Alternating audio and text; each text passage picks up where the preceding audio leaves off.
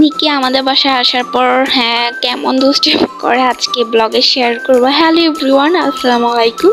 কেমন আছেন সবাই? তো আজকে মিকি সম্পর্কে কিছু কথা শেয়ার করব। হ্যাঁ, আমি যখন ব্লগ করতে বসি তখন মিকি ঘুম থেকে মাত্র উঠে তখন থেকে সে দুষ্টামি করা শুরু করে। দেখেন আমাকে কি অবস্থা। ওকে যেদিন আমি ফার্স্ট আনি সেই দিন আমরা একদিন বাসায় রাখি, পরে ভাবলাম ওকে দিয়ে দিব কারণ ও অনেক কান্না করতেছিল। দেন আমরা দিয়ে দিই।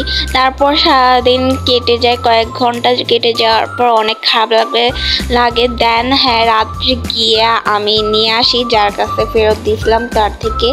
পরে মিকি আমাদের কাছেই থাকে। এখন অনেক ভালো আমাদের সাথে মানায় নিতে পারছে। মিকি যেমন শান্ত বিড়াল তেমনটাও অনেক দুষ্টামি করে। টিমও অনেক দুষ্টামি করতো। টিম যখন জায়গা পরে ভাবছিলাম কোনো বিড়াল পারবো না, কারণ টিমকে অনেক যত্ন করে তাকে লালন পালন করছিলাম। বাট সে যে চলে যাবে আমি কোনোদিন ভাবতেই পারিনি। মাঝে মধ্যে ভাবি মিকিকে যদি সেমভাবে যত্ন করে পালন করি, না হয়তো সেও চলে যাবে। তো কারণ জোর করে তো কাউকে রাখা যায় না লাইফে। তো আমি টিমকে এখনও মিস করি। টিম যেখানে থাকুক ভালো থাকুক, আমি চাই আল্লাহ যেন ওকে ভালো রাখে। আর যদি সে কোনোদিনও ফিরে আসে তাহলে আলহামদুলিল্লাহ ভালোই।